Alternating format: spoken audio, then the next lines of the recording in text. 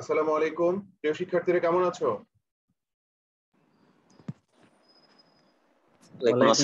ওয়ালাইকুম আসসালাম স্যার, ভালো আছি স্যার। সবাইকে শুভ সকাল এবং অনলাইন ক্লাসে স্বাগত জানাচ্ছি। আজকের আলোচনার বিষয়বস্তু হচ্ছে উৎপাদন ব্যবস্থাপনা ও বিপণন প্রথম পত্র, একাদশ শ্রেণীর উৎপাদন ব্যবস্থাপনা ও বিপণন প্রথম পত্রের সপ্তম অধ্যায় মান ব্যবস্থাপনা। তোমাদের শর্ট সিলেবাসে অধ্যায় হিসেবে রাখা হয়েছে 1, 2, 5, 6, 7 এই 5টা অধ্যায়। মান ব্যবস্থাপনার দ্বিতীয় পর্ব আজকে আলোচনা হবে। আলোচনার বিষয়বস্তু সার্বিক মান ব্যবস্থাপনার ধারণা ও বৈশিষ্ট্য, সার্বিক মান ব্যবস্থাপনার পূর্ব শর্ত। আজকের আলোচনার বিষয়বস্তু, এখানেই অনেকগুলো প্রশ্ন আছে, আলোচনাও অনেকগুলো করবার আছে।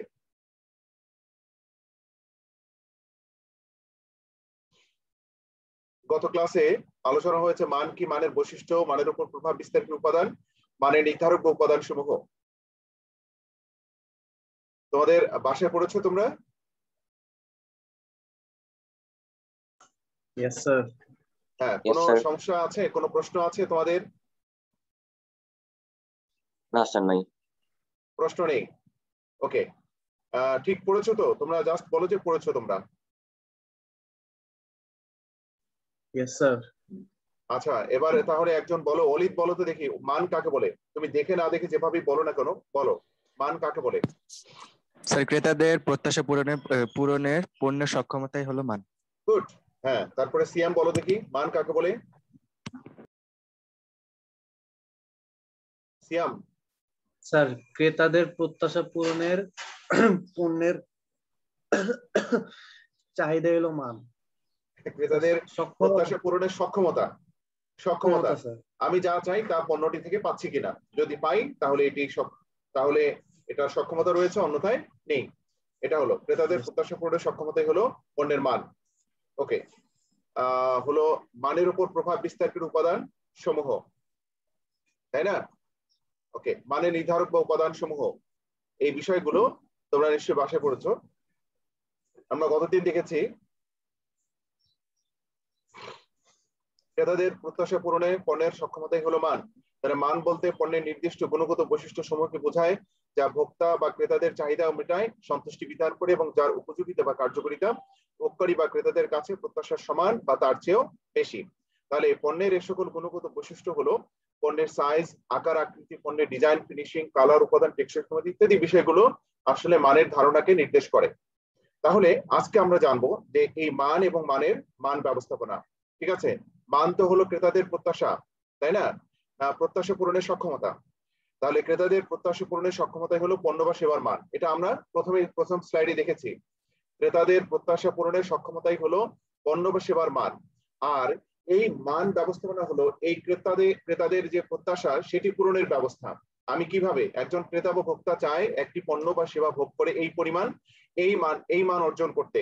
এখন প্রতিষ্ঠান যে রয়েছে, মান ব্যবস্থাপনা ক্রেতাদের পক্ষ থেকে নয়, মান ব্যবস্থাপনা হচ্ছে প্রতিষ্ঠানের পক্ষ থেকে। এখন প্রতিষ্ঠানের দায়িত্ব হচ্ছে ক্রেতাদের যেন এই মানসম্মত পণ্য সরবরাহ করা যায়। একজন ক্রেতা বা ভোক্তা চায় যেন ওজনে কম দেয়া না হয়, আকার আকৃতি ক্রেতাদের প্রত্যাশা সমান হয়, দাম খুব বেশি না হবে, উন্নত কাঁচামাল দিয়ে পণ্য উৎপাদন হবে। এখন এইগুলো দায়িত্ব হচ্ছে একটি প্রতিষ্ঠানের। এই প্রতিষ্ঠান কি করবে? এগুলো পূরণ করার প্রয়োজনীয় ব্যবস্থা গ্রহণ করবে, অর্থাৎ জুস তৈরি করবে, উন্নত মানের সেরা আম সংগ্রহ করে জুস তৈরি করা, তাই না? আমরা বিজ্ঞাপনে যেভাবে দেখি যে রাজশাহীর, চাঁপাইনবাবগঞ্জ এগুলো থেকে সেরা আমগুলো সংগ্রহ করা হয়, নাম্বার 1 আম, এগুলো দিক থেকে হচ্ছে জুস তৈরি করা হয়। কিন্তু এবং এগুলো একজন ক্রেতা বা ভোক্তা যখন জুস ক্রয় করে তার পূর্বে বিজ্ঞাপনে এগুলো দেখেছে। এখন প্রতিষ্ঠানের দায়িত্ব হচ্ছে বিজ্ঞাপনে যেভাবে দেওয়া হয়েছে সেটা সমান বা তার চেয়ে বেশি মানসম্মত পণ্য উৎপাদন করা। তাহলে মান ব্যবস্থাপনা বা সার্বিক মান ব্যবস্থাপনা হলো সেই মতবাদ বা দর্শন যা 3টি নীতির উপর গুরুত্ব দেয়। এখন একটি মান ব্যবস্থাপক কি করবে? কোয়ালিটি ম্যানেজমেন্ট বা কোয়ালিটি ম্যানেজার। তাহলে কোয়ালিটি ম্যানেজমেন্ট কি করবে? এই ক্রেতাদের এই প্রত্যাশা পূরণের জন্য যে মান ব্যবস্থাপনা বা সার্বিক মান ব্যবস্থাপনা সংক্রান্ত কাজগুলো করবে, তার জন্য অন্ততপক্ষে 3টি নীতির উপর গুরুত্ব দিতে হবে। কয়টি নীতি অনুযায়ী? কয়টি নীতি?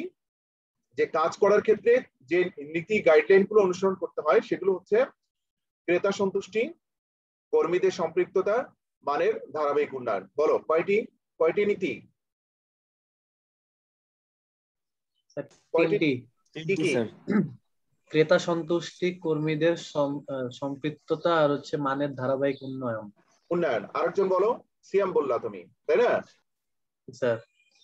আরেকজন বলো দেখি। অনন বলো। অনন, সার্বিক মান ব্যবস্থাপনা কয়টি নীতি রয়েছে? স্যার 3টি নীতি। হ্যাঁ, নীতিগুলো কি কি?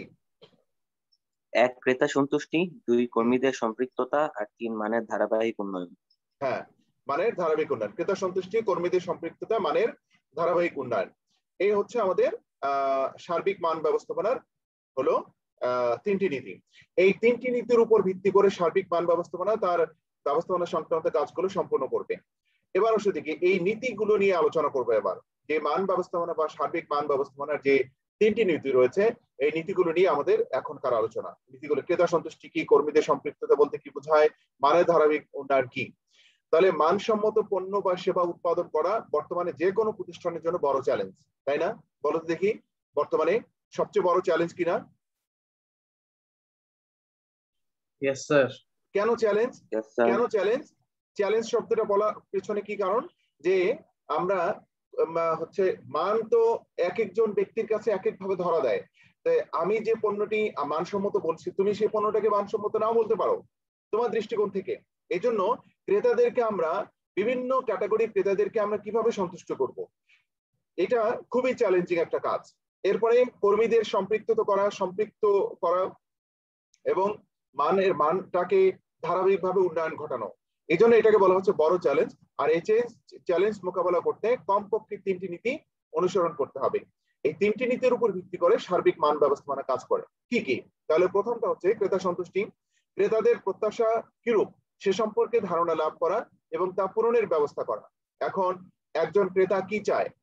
উন্নত মানের কাঁচামাল দিয়ে পণ্য উৎপাদন হোক, দ্রব্যের হচ্ছে দাম বেশি ধার্য না করা হোক, তারপরে হচ্ছে যে হাতের কাছে পণ্যটি পাবো, কালারটা অত্যন্ত মজবুত এবং আকর্ষণীয় হবে, সাইজটা ক্রেতাদের এক এক ক্রেতা এক এক ধরনের চায়, তাদের প্রত্যেকের জন্য আলাদা আলাদা সাইজের পণ্য উৎপাদন করা, প্রত্যেকের মানে কমপক্ষে 3টি সাইজের, ছোট মাঝারি বৃহৎ, কমপক্ষে 3টি সাইজের পণ্য উৎপাদন হবে, তাই না?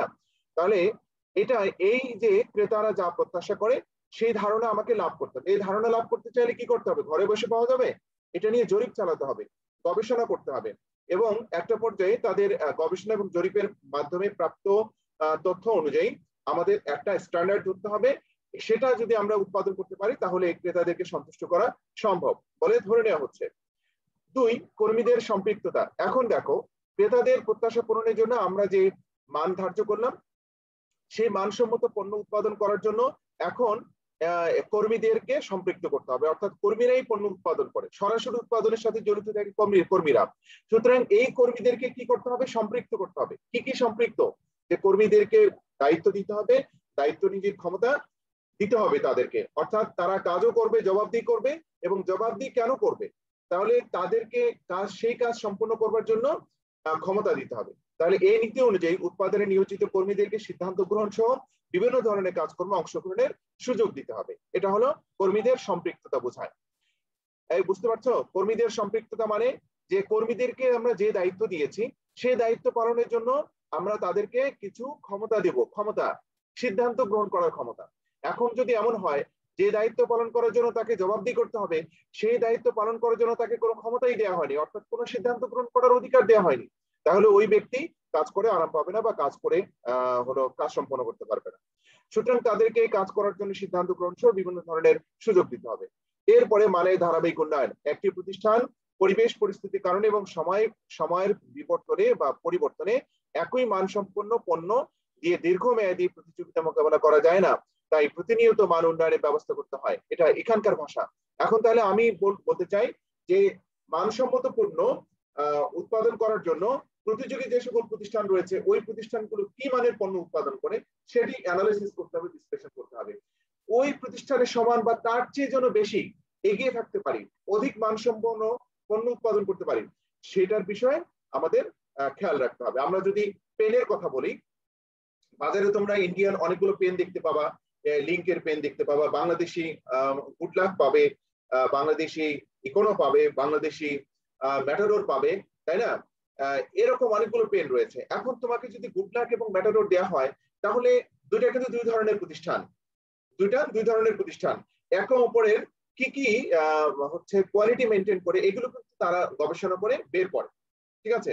তো এক প্রতিষ্ঠান যেন অন্য প্রতিষ্ঠানের থেকে এগিয়ে থাকতে পারে, সেই দিক থেকে ওরা চেষ্টা চালায়। তার মানে কি, মানের একই মানসম্পন্ন পণ্য উৎপাদন দীর্ঘদিন না করে আমরা সময়ের পরিবর্তনের সাথে সাথে আমরা পরিবর্তন আনবো, অর্থাৎ মানের পরিবর্তন আনবো।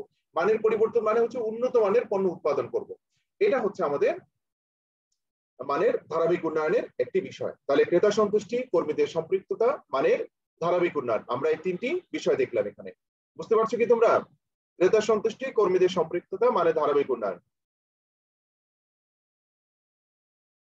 বুঝতে পারছো? Yes, sir. Yes, sir. ওকে, এবার আসো দেখি সার্বিক মান ব্যবস্থাপনার বৈশিষ্ট্য। আচ্ছা, এই নীতি নিয়ে কোনো প্রশ্ন আছে তোমাদের?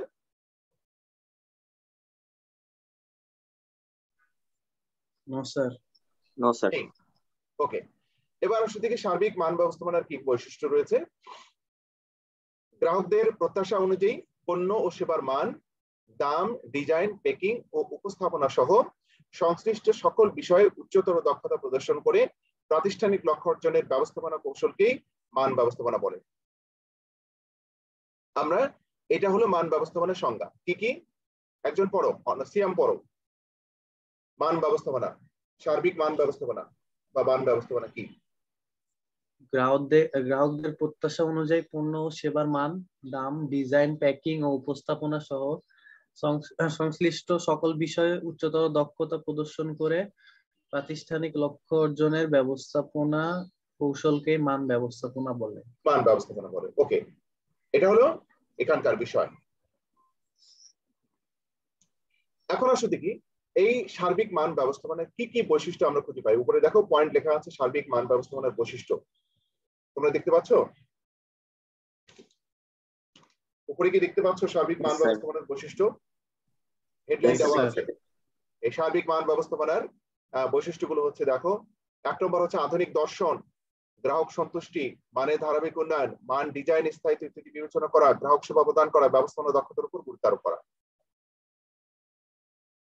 তাহলে এই বৈশিষ্ট্যগুলো তোমাদেরকে অ্যানালিসিস করতে হবে। আধুনিক দর্শন মানে হচ্ছে দেখি দর্শন বা তত্ত্ব কি, যে একই কোন একটা বিশেষ বিষয়ের উপর দীর্ঘদিন ধরে গবেষণা চালিয়ে সর্বজন গ্রহণযোগ্য একটি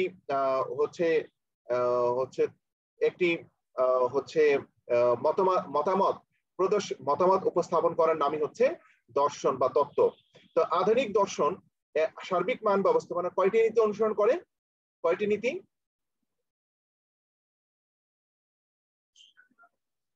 তিনটি নীতি। সার্বিক মান ব্যবস্থাপনা 3টি নীতি অনুসরণ করে। নীতি 3টি আমরা দেখেছিলাম, ক্রেতা সন্তুষ্টি, কর্মীদের সম্পৃক্ততা, মানের ধারাবাহিক উন্নয়ন। তাহলে আধুনিক দর্শন হচ্ছে মান ব্যবস্থাপনা হলো ব্যবস্থাপনা একটি আধুনিক দর্শন যা 3টি নীতি অনুসরণ করে: ক্রেতা সন্তুষ্টি, কর্মীদের সম্পৃক্ততা, মানের ধারাবাহিক উন্নয়ন। অর্থাৎ এই 3টি নীতি অনুসরণ করে সার্বিক মান ব্যবস্থাপনা কাজ করে থাকে। সুতরাং এটি একটি গুরুত্বপূর্ণ বৈশিষ্ট্য।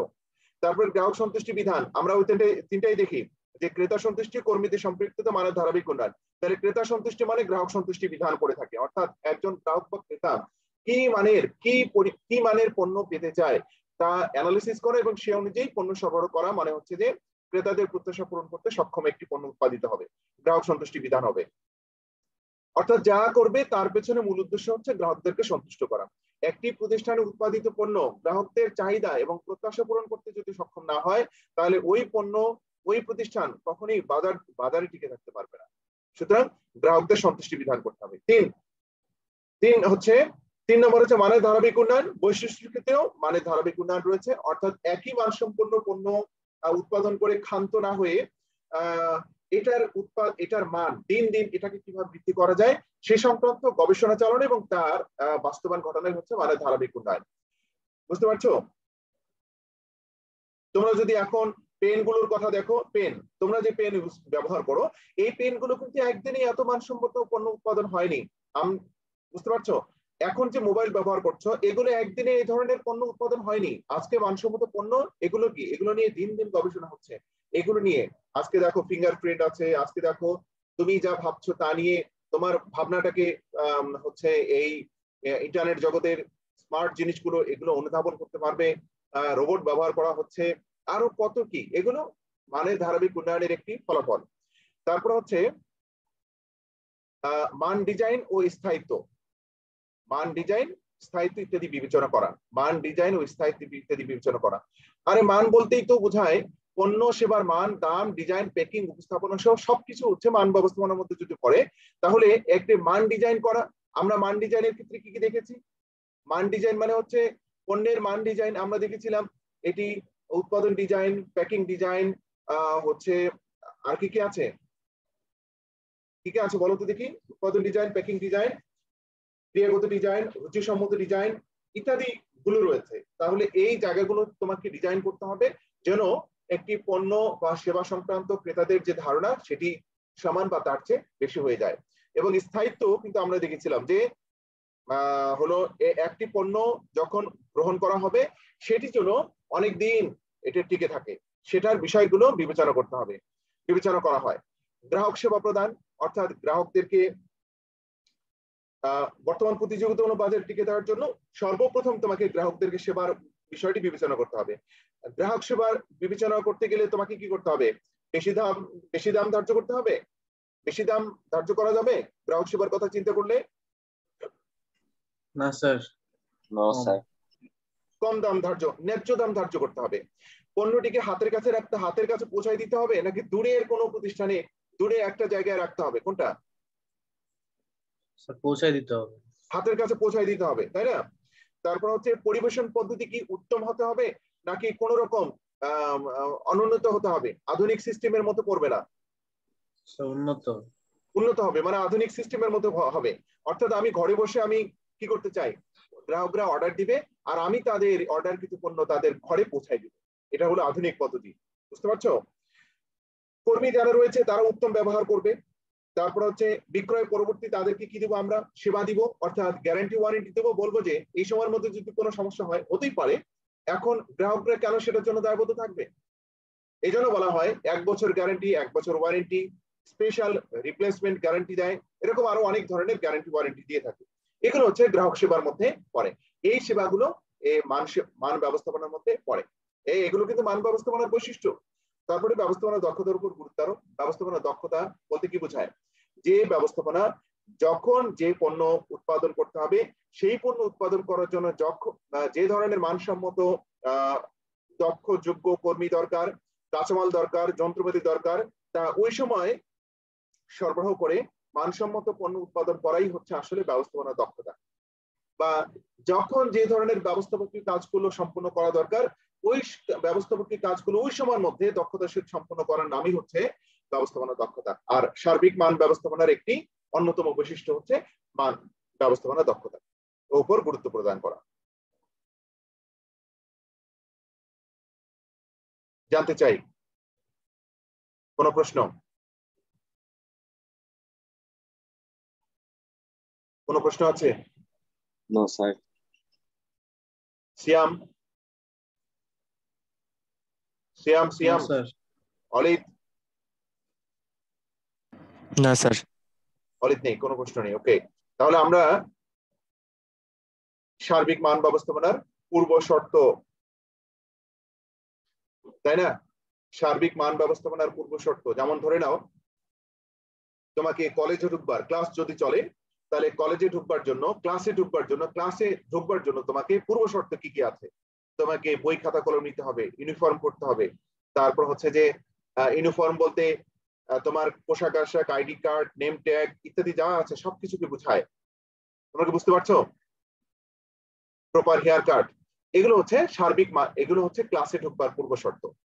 ঠিক এরকম সার্বিক মান ব্যবস্থাপনার কি কি শর্ত রয়েছে যেগুলোকে পূর্ব শর্ত হিসেবে বিবেচনা করা হয়? অর্থাৎ মান ব্যবস্থাপনা সংক্রান্ত কাজ সম্পন্ন করবার জন্য এই নীতিগুলো, এই শর্তগুলো অবশ্যই পালন করতে হবে, থাকতে হবে। কি আছে? নীতি, 3টি নীতির উপর প্রতিষ্ঠিত হওয়া সার্বিক মান ব্যবস্থাপনা। নীতি রস্বীকার না হয়ে দীর্ঘইকার হবে। প্রতিষ্ঠিত হওয়া সার্বিক মান ব্যবস্থাপনা উদ্দেশ্য বাস্তবায়নে কিছু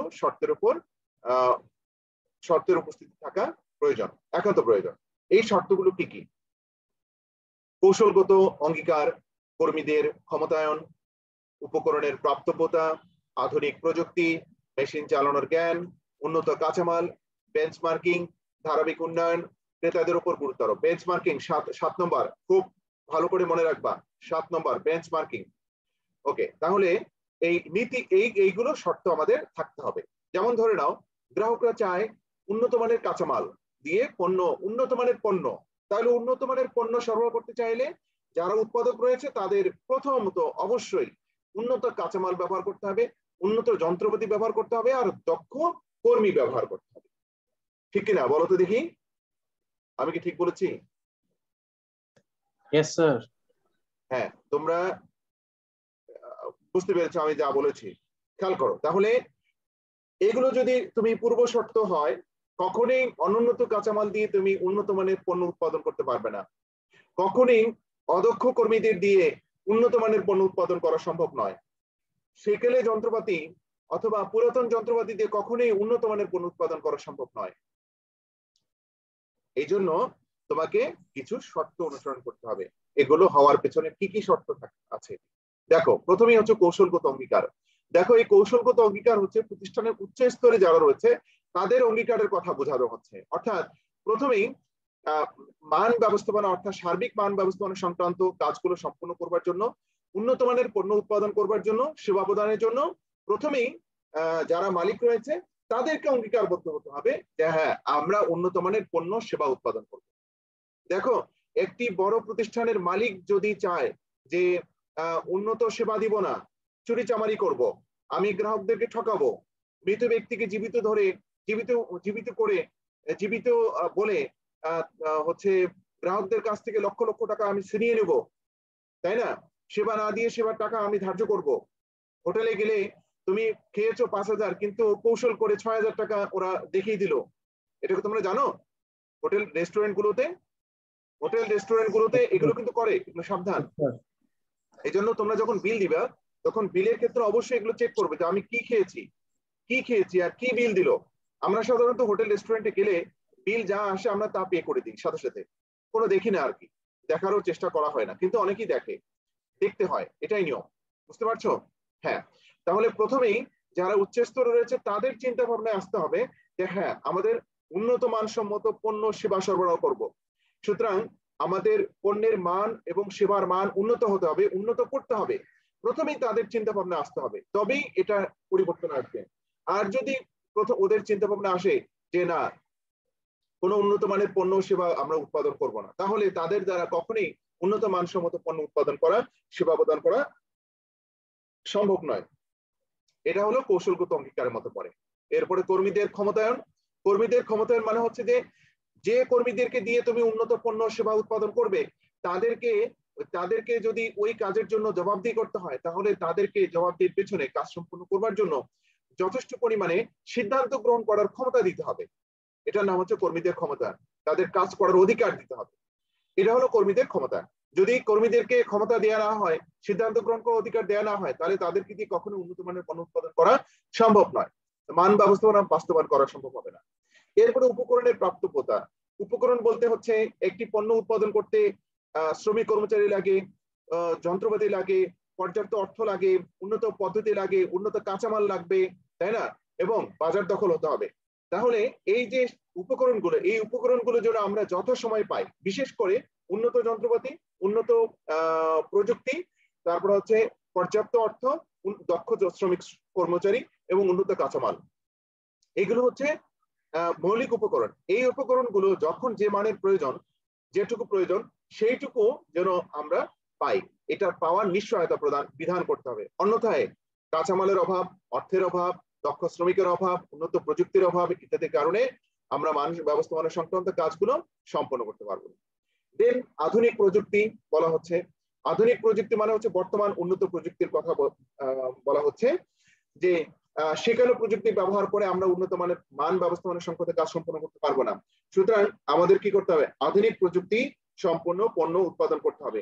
আমরা অনেক সময় কি করি, পণ্য উৎপাদনের ক্ষেত্রে হাতের ছোঁয়া বা হাতে পণ্য উৎপাদন করি, কিছু কিছু হাতে উৎপাদন করতে হয়, আবার কিছু কিছু আছে সম্পূর্ণ হাতের ছোঁয়া ছাড়াই পণ্য উৎপাদন হয়, আবার সেবা উৎপাদন হয়। যেমন তুমি এখন কম্পিউটারাইজ পদ্ধতিতে তুমি গার্মেন্টস এর এমব্রয়ডারি কাজ, আরো অন্যান্য যে কাজগুলো রয়েছে এগুলো কিন্তু হয়ে থাকে একদম ফিনিশিং। ঠিক আছে, এইগুলো আধুনিক প্রযুক্তি ব্যবহার করতে হবে। মেশিন চালানোর জ্ঞান, অর্থাৎ যারা হচ্ছে যন্ত্রপাতিগুলো ব্যবহার করবে তাদের মেশিন চালানোর জ্ঞান পর্যাপ্ত থাকতে হবে, অন্যথায় মেশিনে চালানোর ক্ষেত্রে যদি একটু ত্রুটি ধরা পড়ে বা অদক্ষ হয় তাদের দ্বারা মেশিনে ঝামেলা তৈরি হবে। তারপর হচ্ছে উন্নত কাঁচামাল ব্যবহার করতে হবে। উন্নত কাঁচামাল অর্থাৎ যে কাঁচামালগুলো ব্যবহার করে আমরা আমাদের পণ্য উৎপাদন করি সেই কাঁচামালগুলো অবশ্যই উন্নত হতে হবে। উন্নত যদি পণ্য উৎপাদন করা হয়, উন্নত কাঁচামাল ব্যবহার করা হয়, তাহলে পণ্যের অপচয় কম হবে। তারপর হচ্ছে যে উৎপাদন করতে কম সময় লাগবে, শ্রমিকরা কাজ করতে স্বাচ্ছন্দ্য বোধ করবে, ইত্যাদি বহুমুখী সুবিধা রয়েছে। এই সুবিধাগুলোর কথা চিন্তা করতে হবে উন্নত কাঁচামাল। এরপর হচ্ছে বেঞ্চমার্কিং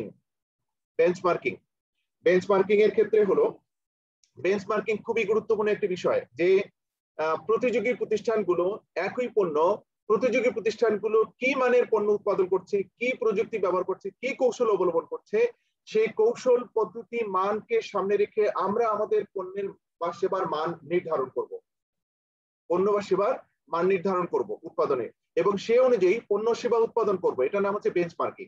ধরে নাও এ এবং বি, এ যে পণ্য উৎপাদন করছে, বি সেম পণ্য উৎপাদন করছে, কিন্তু বি উৎপাদন করবার সময় চিন্তা করবে এ এবং বি যেহেতু প্রতিযোগী, তাহলে আমার সমপ্রতিযোগী প্রতিষ্ঠান এ কেমন মানের পণ্য উৎপাদন করছে, ওটাকে স্ট্যান্ডার্ড ধরে এটার চেয়ে বেশি মানের পণ্য উৎপাদন করব, এটার চেয়ে বেশি মানের পণ্য উৎপাদন করব। এই বুঝতে পারছো? কে কে বুঝেছো বলো? Yes sir. বেঞ্চমার্কিং কে কে বুঝেছো? অলি বুঝেছো? একবার হ্যাঁ, বেঞ্চমার্কিং। ধরে নাও a company B company, a company যে পণ্য উৎপাদন করছে তার উৎপাদনের মান হচ্ছে 5, বি কোম্পানি এখন সেম পণ্য উৎপাদন করবে। এখন বি কোম্পানি যখন পণ্য উৎপাদন করবে তখন এ কোম্পানির পয়েন্টটাকে খেয়াল করবে, যে এই কোম্পানি যে পণ্য উৎপাদন করছে তার পয়েন্ট কত, 5, তাহলে আমাকে এই 5 এর সমান পণ্য উৎপাদন করতে হবে অথবা 5 এর চেয়ে বেশি মানের পণ্য উৎপাদন করতে হবে। অর্থাৎ আমরা তখন বি প্রতিষ্ঠান কি করলো, এটা 5টাকে 5 ধরে অথবা 5টাকে 6 বানিয়ে, অর্থাৎ 6 মান সম্পন্ন পণ্য উৎপাদন করবে। এই যে কার উপর ভিত্তি করে, এ কে কেন্দ্র করে এর বেঞ্চমার্ক এর মানটাকে খেয়াল করে বি পণ্য উৎপাদন করছে, এটার নাম হচ্ছে বেঞ্চমার্কিং। বাংলা অর্থ আমি সহজে বুঝিয়ে বললাম। জি স্যার। বুঝতে পারছো? আমি আরো সুন্দর করে বলি। বসুন্ধরা টিস্যু উৎপাদন করছে আগে থেকেই, ঠিক আছে। এখন যখন ফ্রেশ কোম্পানি তাদের টিস্যু উৎপাদন করা শুরু করলো, অর্থাৎ ফ্রেশ তো নতুন ভাবে উৎপাদন শুরু করে দিয়েছে, তখন কি করলো, ওদের পণ্য উৎপাদন করবার জন্য ওদের টিস্যুর মান কেমন হবে, তখন বসুন্ধরা টিস্যুর মানটাকে স্ট্যান্ডার্ড ধরলো। তাহলে বসুন্ধরা টিস্যুর মানকে স্ট্যান্ডার্ড ধরে এর চেয়ে বেশি মানসম্পন্ন পণ্য উৎপাদন করা, চিন্তা ভাবনা করা, মান নির্ধারণ করার নাম হচ্ছে বেঞ্চমার্কিং। আবার ধরে নাও ওটাকে না ধরে বরং আমরা আরেকটু ধরি, ছাত্রদেরকে এভাবে আমি বোঝানোর চেষ্টা করি যে ধরে নাও ম্যাটাডোর পেন আর গুড লাক পেন এবং ইকোনো পেন। ম্যাটাডোর যখন যে পেনগুলো উৎপাদন করে, গুড লাক তো পরে এসেছে আরএফএল কোম্পানির, তখন গুড লাক এই পণ্যগুলো তাদের পেন উৎপাদন করবার জন্য ম্যাটাডোর কি মানের পণ্য উৎপাদন করে। আমি যদি 5 টাকার পেন উৎপাদন করতে চাই, অর্থাৎ গুড লাক যদি 5 টাকা পেন উৎপাদন করতে চায়, তাহলে ম্যাটাডোরে 5 টাকার যে পেনগুলো রয়েছে এগুলো কি মানের পেন, এই পেনগুলোর মানগুলোকে খেয়াল করে স্ট্যান্ডার্ড ধরে আমরা আমাদের পেনের মানসম্পন্ন পণ্য উৎপাদন করব। কখনোই কোনো অবস্থাতে এর চেয়ে কম মানের হবে না। এই যে তাদের মানকে সমসাময়িক সমান মর্যাদা সম্পন্ন বা ওই মর্যাদার ওই লেভেলের যে প্রতিষ্ঠানগুলো রয়েছে তারা কি মানের পণ্য উৎপাদন করে, সেগুলোকে খেয়াল করে যখন আমরা আমাদের প্রতিষ্ঠানের পণ্য উৎপাদনের মান নির্ধারণ করব, সেটা হচ্ছে আমাদের বেঞ্চমার্কিং। এবং এই যে বেঞ্চমার্কিং, এখন আমরা এ প্রতিষ্ঠান এবং বি প্রতিষ্ঠান, ম্যাটাডোর এবং গুড লাক কি করলো, ম্যাটাডোরের মানটাকে ফলো করে পণ্য উৎপাদন করলো, এখন কি তোমার কাছে কি মনে হয় ম্যাটাডোর তাদের পণ্যের মান উন্নয়নকে ওই পর্যন্ত রেখে দেবে, নাকি আরো মানসম্পন্ন পণ্য উৎপাদন করার চেষ্টা করবে? আরো মানসম্পন্ন আরো মানসম্পন্ন। তাহলে ম্যাটাডোর যদি এগিয়ে যায় তাহলে গুডলাককেও কি করতে হবে? গুডলাককে কি করতে হবে? মানের দিক থেকে আরো বেশি মানসম্পন্ন পণ্য উৎপাদন করতে হবে, যা কোনো অবস্থাতেই ম্যাটাডোরের চেয়ে কম নয়, ম্যাটাডোরের সমান বা তার চেয়ে বেশি। এরপর হচ্ছে ক্রেতাদের উপর গুরুত্ব আরোপ। হ্যাঁ বলো। মানসম্পন্ন আর হচ্ছে মানসম্মত। হ্যাঁ, মানসম্পন্ন আর মানসম্মত দুটাই। কোনো অবস্থাতেই ম্যাটাডোরের চেয়ে কম হবে না, কোনো অবস্থাতেই বসুন্ধরার চেয়ে কম হবে না, কোনো অবস্থাতেই ইকোনোর চেয়ে কম হবে না। আবার দুইটার পার্থক্যটা কি? মানসম্মত আর মানসম্পন্ন একই জিনিস, একই জিনিস। ঠিক একই রকম ভাবে ম্যাটাডোর কি করবে? কোনো অবস্থায় যেন গুডলাকের চেয়ে কম মানসম্পন্ন পণ্য না হয়, এর চেয়ে বেশি মানসম্পন্ন পণ্য হতে হবে। এগুলো হচ্ছে আমাদের মানে ধারাবাহিক উন্নয়ন। আর ক্রেতারাই একটি প্রতিষ্ঠানের প্রাণ, সুতরাং আমরা যাই করি ক্রেতাদেরকে সন্তুষ্ট করার জন্য। আর ক্রেতারা হচ্ছে যেহেতু ক্রেতারা হচ্ছে একটি জটিল উপকরণ, সুতরাং এদেরকে সন্তুষ্ট করা খুব কঠিন ব্যাপার। এই কঠিনকে মেনে নিয়ে আমরা তাদের সন্তুষ্টি অর্জন করার চেষ্টা করব, অন্যথায় প্রতিযোগিতামূলক পরিবেশ টিকে থাকা অসম্ভব। এবার আসলে দেখি আমরা কি শিখলাম। সৃজনশীল প্রশ্ন দেখো জনাব, দেখতে পাচ্ছ সবাই উদ্দীপক এবং প্রশ্ন? ওকে। জনাব তালহা একটি উৎপাদন প্রতিষ্ঠানের মালিক। তিনি বিভিন্ন বিভাগের ব্যবস্থাপকের সাথে আলোচনা করে প্রতিষ্ঠানের উৎপাদন লক্ষ্যমাত্রা নির্ধারণ করেন। আচ্ছা, বিভিন্ন বিভাগের ব্যবস্থাপকের সাথে আলোচনা করে প্রতিষ্ঠানের উৎপাদন লক্ষ্যমাত্রা নির্ধারণ করেন। আর মালিককে? মালিক বলো, মালিকের নাম কি? স্যার জনাব তালহা। তালহা। আর উনি কাদের সাথে আলোচনা করেছেন? বিভাগীয় ব্যবস্থাপকদের সাথে। বিভাগীয় ব্যবস্থাপকদের সাথে। হ্যাঁ দেখো, মালিক এবং বিভাগীয় ব্যবস্থাপক হচ্ছে কর্মীদের সম্পৃক্ততা, আমাদের 2 নম্বর নীতি। শ্রমিক ও ব্যবস্থাপকদের মধ্যে সুসম্পর্ক বজায় রেখে প্রতিষ্ঠানটি তার লক্ষ্যে পৌঁছানোর চেষ্টা করে। বর্তমানে প্রতিষ্ঠানটি বাজারে নেতৃত্ব প্রদান করছে। দেখছো?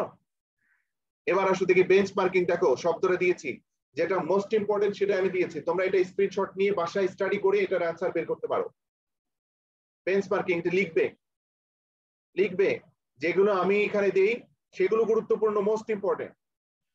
এরপরে সার্বিক মান ব্যবস্থাপনা বলতে কি বোঝায়, এগুলো উত্তর লিখবে। জনাব তালহা প্রতিষ্ঠানের লক্ষ্য নির্ধারণে সার্বিক মান ব্যবস্থাপনার কোন নীতিটি অনুসরণ করেছেন? কে বলবে? বলো তো দেখি। স্যার কর্মীদের ক্ষমতায়ন। আরে ক্ষমতায়ন কোথায় আছে? কর্মীদের সম্পৃক্ততা, এটা আছে, ক্ষমতায়ন নয়। কর্মীদের সম্পৃক্ততা কি কি দেখেছি আমরা? 3টি নীতি। ক্রেতা সন্তুষ্টি, কর্মীদের সম্পৃক্ততা, মানে ধারাবাহিক উন্নয়ন। এই কর্মীদের সম্পৃক্ততার ভিতরের ব্যাখ্যা হচ্ছে কর্মীদের ক্ষমতায়ন করতে হবে, তাদেরকে দায়িত্ব দিতে হবে, সিদ্ধান্ত গ্রহণ করার অংশগ্রহণ করতে হবে, অংশগ্রহণের সুযোগ দিতে হবে, ক্ষমতা দিতে হবে, ইত্যাদি বিষয়গুলো এখানকার জড়িত। বুঝতে পারছো? Yes sir. তাহলে বলো, জনাব তালহা প্রতিষ্ঠানের লক্ষ্য নির্ধারণে সার্বিক মান ব্যবস্থাপনার কোন নীতিটি অনুসরণ করেছেন? কর্মীদের সম্পৃক্ততা। এই যে বিভিন্ন বিভাগের মালিক কি করছে, বিভিন্ন বিভাগের ব্যবস্থাপকদের সাথে আলোচনা করেছে, শ্রমিক কর্মীদের সাথে একটা সুসম্পর্ক বজায় রাখা, এটি কর্মীদের সম্পৃক্ততার মধ্যে পড়ে। আর যখনই শ্রমিক এবং ব্যবস্থাপকদের মধ্যে সম্পর্ক গড়ে উঠবে না, সুসম্পর্ক থাকবে না, তখন বুঝতে হবে এটা কর্মীদের সম্পৃক্ততার বিষয়টি এখানে প্রাধান্য পায়নি, তাদেরকে কোনো অধিকার দেওয়া হচ্ছে না, কোনো ক্ষমতা দেওয়া হচ্ছে না। এই বিষয়গুলো এখানে স্পষ্ট হবে। এরপর আসলে তুমি কি মনে করো জনাব তালহা প্রতিষ্ঠানের কর্মকাণ্ডের সার্বিক মান ব্যবস্থাপনার নীতিমালা যথাযথভাবে অনুসরণ করেছেন? জি স্যার। হ্যাঁ জি স্যার, আমি মনে করি। হ্যাঁ, তুমি কি মনে করো জনাব তালহা প্রতিষ্ঠানের তোমাকে তার অ্যান্সার লিখতে হবে কি? হ্যাঁ, আমি জনাব তালহা প্রতিষ্ঠানের কর্মকাণ্ডে সার্বিক মান ব্যবস্থাপনার নীতিমালা অনুসরণ করেছেন বলে আমি মনে করি। তোমাকে অ্যান্সারটা লিখতে হবে। প্রথম লাইন কি? জনাব তালহা প্রতিষ্ঠানের কর্মকাণ্ডে সার্বিক মান ব্যবস্থাপনার নীতিমালা অনুসরণ করেছেন বলে আমি মনে করি। তাহলে সার্বিক মান ব্যবস্থাপনার নীতিমালা সম্পর্কে তোমাকে লিখতে হবে এবং নীতিতে কয়টা নীতি আছে সেগুলো উল্লেখ করতে হবে এবং কি কি ওই যে বিভাগীয় ব্যবস্থাপকদের সাথে আলোচনা করেছে, শ্রমিক ব্যবস্থাপকদের সাথে সুসম্পর্ক রয়েছে, এখন তারা বাজারে নেতৃত্ব দিচ্ছে। সুতরাং এটার পেছনে নীতিমালা অনুসরণ করাই হচ্ছে প্রথম প্রধান বিষয়। ক্লিয়ার তোমাদের কাছে? জি স্যার। ওকে, তাহলে এখন আমরা বাসায় কি পড়বো? বাসার কাজ হচ্ছে এটুকু। আমি স্ক্রিনশট দিচ্ছি তোমাদের homework. Thank you so much. Sir আসসালামু আলাইকুম। ওয়ালাইকুম আসসালাম।